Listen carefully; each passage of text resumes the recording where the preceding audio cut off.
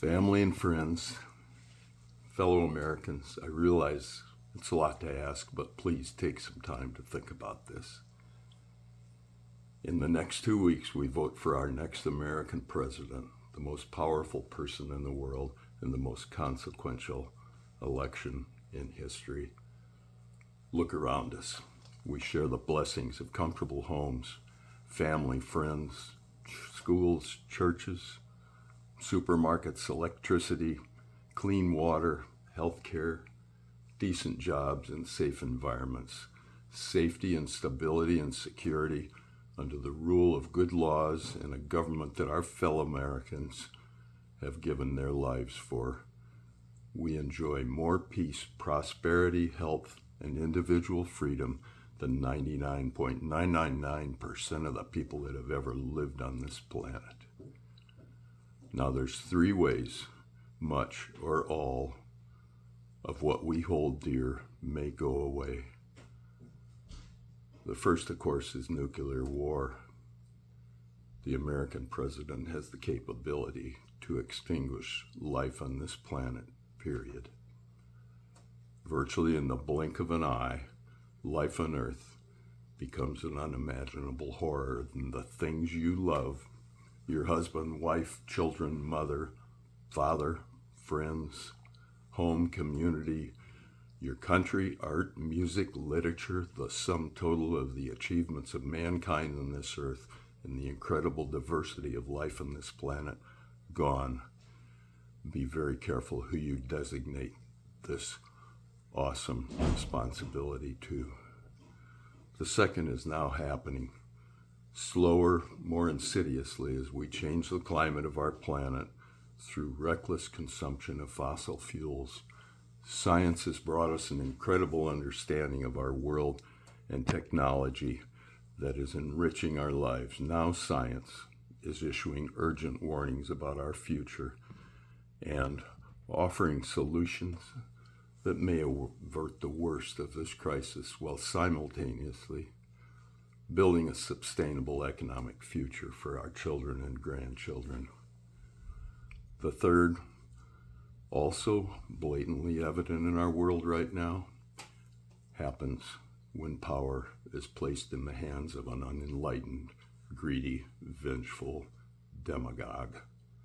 The things you hold dear begin to disappear. History will tell you this can culminate with jackbooted thugs breaking down your door, taking you out in handcuffs because your child reported at school that you took down the required portrait of Chairman Trump. In this election, the Democratic Party asks you to distrust and fear one man and a few of his enablers and election deniers.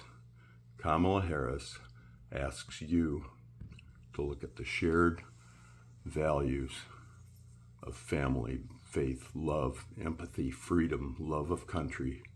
She asks you to look to the future with optimism and a shared love and concern for our planet and all its inhabitants.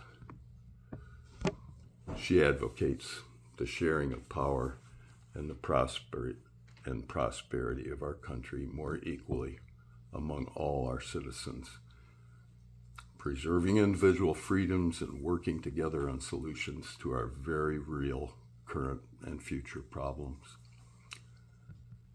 The other party is telling you to distrust and fear and ultimately hate anyone who disagrees with Donald Trump. They focus on division and animosity and call this patriotism. Their candidate tells you things are terrible and getting worse, and he's the only one that can fix it. He alone can save you. He tells you to distrust our system of justice. An election that he doesn't win is a rigged election. The free press is your enemy. Journalists and political rivals who disagree with him should be jailed. He tells you he's smarter and knows more than science, and that climate change is a hoax. That your Democratic friends and neighbors are vermin, Marxists, and you need to hate them. That foreign countries are sending their worst here to rape our daughters and eat our pets. The true Trump patriot believes everything that Trump says without question. If you don't, you're the enemy, and watch out. Donald Trump is writing the book on retribution. A vote for Donald Trump in this election is not a vote for the Republican Party. This is not the Republican Party of your mother and father, nor of Ronald Reagan or the George Bushes. It's a vote for Trumpism and the fascist future it portends. The hardcore proponents of Trumpism are not conservatives. They are self-interested extremists. The hateful, vengeful God of Trump's Christian nationalism supporters is an affront to true Christianity and the teachings of Jesus Christ. If you believe that God is responsible for our intelligent, conscious species here on earth, you surely must accept that God wants you to use that intelligence to think for yourselves and recognize the devil's devices and deceptions. The vote you cast may be the most consequential thing you do in a very long time. Consider talking it over with friends, family, and church members. Are you fearful that discussing this may bring retribution or ghosting, bullying, unfriending, or worse? What does that tell you?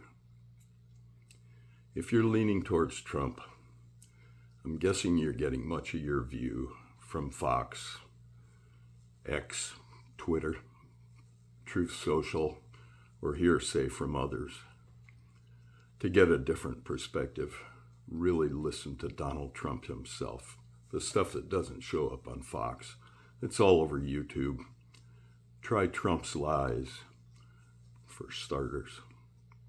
Also, please listen to those who have worked closely with him in the past, especially in his previous administration, and our military leaders who understand the true cost of reckless behavior by our highest government officials.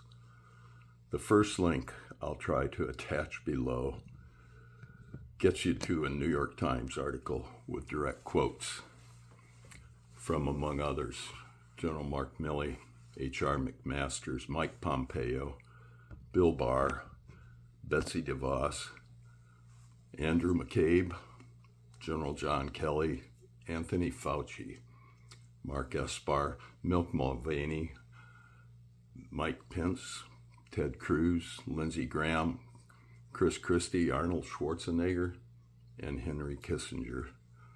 The drop-down arrows under each quote give the context and a reminder of who these folks are. Now please, for the sake of your children and grandchildren and the future of our country and our planet, seek to broaden your perspective, open your mind. There is so much at stake.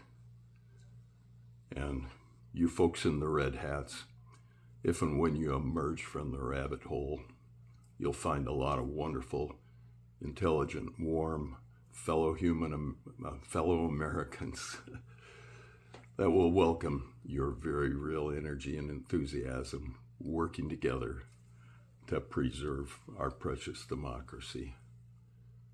Thanks for considering. With love and respect for all we hold dear as Americans, your fellow American, I'm Paul C. Smith.